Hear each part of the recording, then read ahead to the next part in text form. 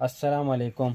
तो दोस्तों, आज की वीडियो में हम बात करेंगे जो कि काफ़ी भाई व्हाट्सएप पे रब्ता करते हैं कि यार हमारी जो मशीन है वो चलते चलते बंद हो जाती है, फिर स्टार्ट नहीं होती। ठीक है, तो आज इस मसले के बारे में बात करेंगे कि ये मसला क्यों आता है, और अगर हो भी जाए तो आप उसको कैसे चेक कर सकते हैं कि क्या ख़राबी है, और आप उसको दोबारा कैसे स्टार्ट कर सकते हैं। तो ठीक है दोस्तों, वीडियो एंड तक देखना, हमारे साथ ही रहना। तो ये दोस्तों मेरे पास मशीन है। ठीक है, तो सबसे पहली बात तो ये है कि जब आप मशीन चलाते हैं तो आप इसके अंदर पेट्रोल ऑयल मिक्स डाल के उसके बाद इसका ये वाला जो ऑयल है ये चेक कर लिया करें। ठीक है, फिर उसके बाद आप काम जो भी आप कटाई वगैरह करते हैं वो शुरू कर लें। ठीक है, दूसरी बात ये है कि अगर आप मशीन को 1 घंटे से ज़्यादा चलाते हैं तो ऐसे समझे कि आप मशीन के साथ जुल्म कर रहे हैं, वो आपका नुकसान होगा। ठीक है, क्योंकि ये 58 सीसी जो इंजन होता है, चाहे जो भी हो जाए, उसके ऊपर लोड होता है। तो आप पहले सबसे पहले ये कर लिया करें कि अगर आपको अंदाज़ा हो जाए कि यार घंटा एक मशीन चल गई तो 20 मिनट रेस्ट दे दें, या 40 मिनट चला के 20 मिनट उसको रेस्ट दे दें। ठीक है, अगर लगातार आप चलाएंगे तो ये आपकी मशीन का भी नुकसान है, और फिर आप वैसे ही जलील होते रहेंगे।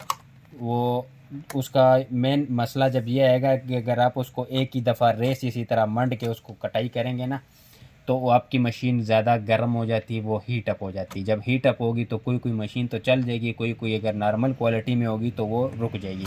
मगर अगर अच्छी क्वालिटी की भी होगी तो बेहतर तरीका यही है कि आप ना उसका अगर आप 40 मिनट उसको चलाएंगे, 20 मिनट रेस्ट देंगे, तो वो आपका कोई नुकसान नहीं है, वो आपका फ़ायदा है।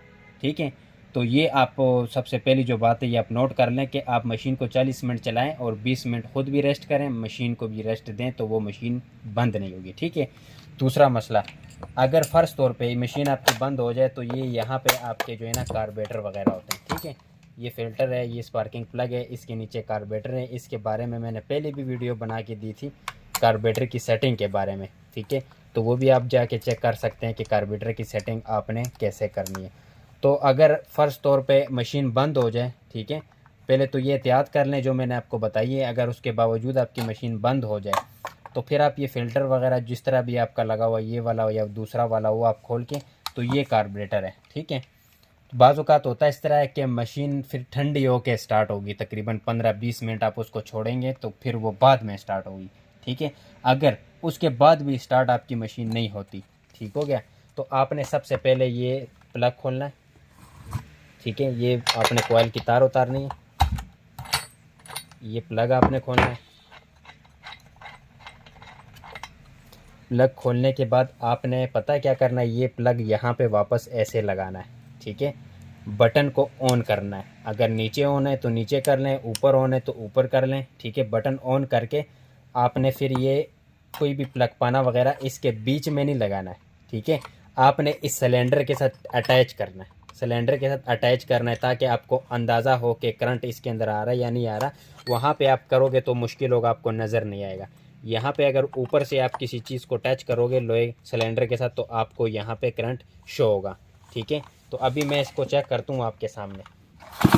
ठीक है, अभी ये इसके अंदर करंट आ रहा है। ठीक है, बारीक बारीक करंट इसके अंदर आ रहा है।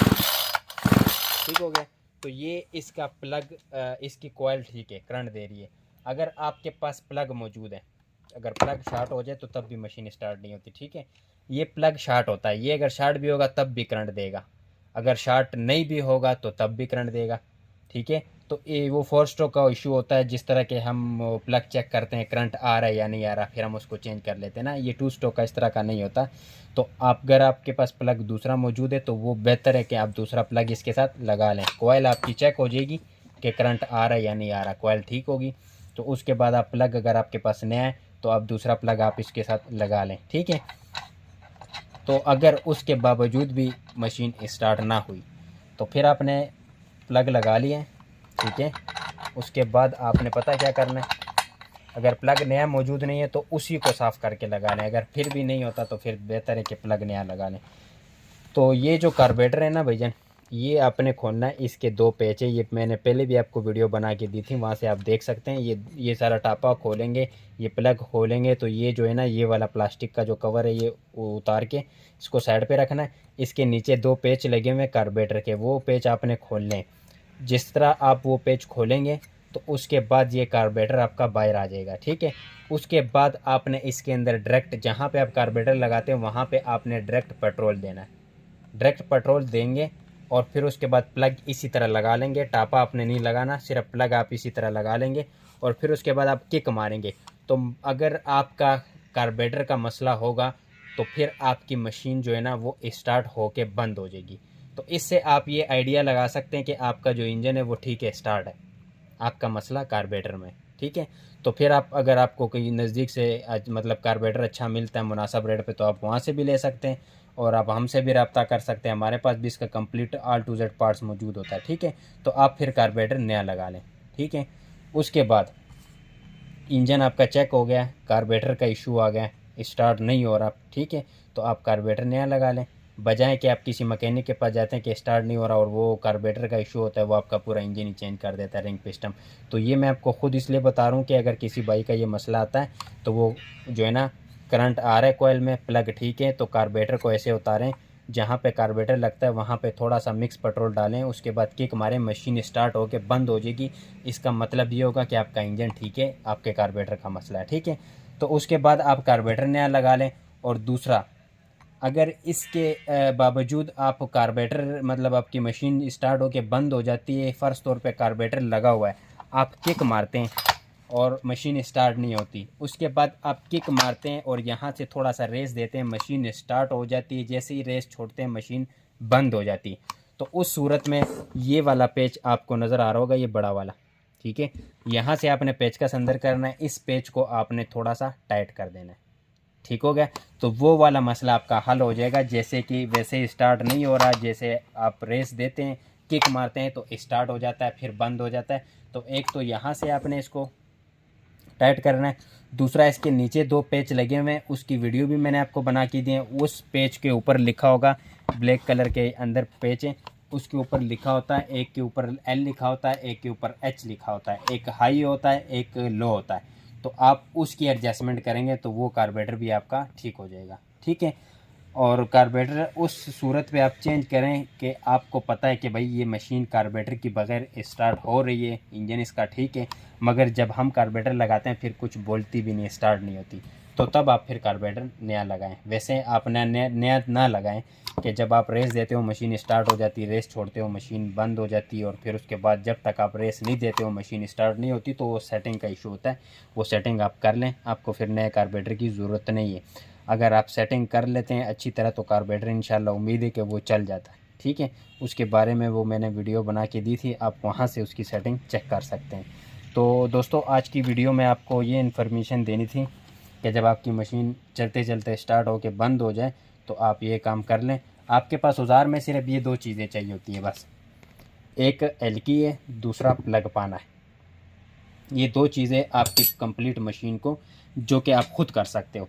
ये नहीं कि आपने इसका बाकी सारा, इसके अंदर काफ़ी सारे मतलब इंजन में काबलें, जो कि आपने सिर्फ ये वाला काम करना है जो आप खुद कर सकते हो, तो वो आप इन चीज़ों से कर सकते हो, ठीक है। ये आपके पास औजार मौजूद होना चाहिए बस, उसके अलावा आपको किसी चीज़ की इस तरह की ज़रूरत नहीं है, ठीक है। अगर इसके बावजूद भी आपको किसी चीज़ की समझ नहीं आती तो जो स्क्रीन पे नंबर है उस पर आप रब्ता हमसे कर सकते हैं, आपको इंशाल्लाह अच्छी मालूमात देंगे।